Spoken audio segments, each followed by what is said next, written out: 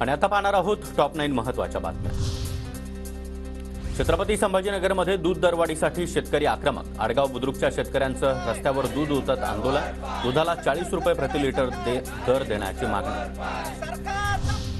पंढरपूरमधील धोंडोपंत दादा भजनी सांप्रदायिक फडाचा वाद न्यायालयात जाणार। धोंडोपंत दादा भजनी सांप्रदायिक फडामध्ये भ्रष्टाचाराचा आरोप।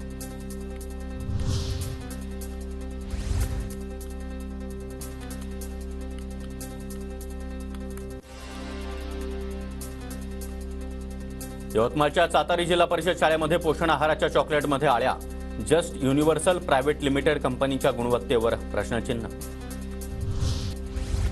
दामोदर नाट्यगृहासाठी प्रशांत दामले यांचा कलाकारांसह उपोषणाचा इशारा। दामोदर नाट्यगृह 1 नोव्हेंबर 2023 पासून पुनर्बांधणीसाठी बंद। नाट्यगृहात लवकरात लवकर सुरू करा, कलाकारांची मागणी।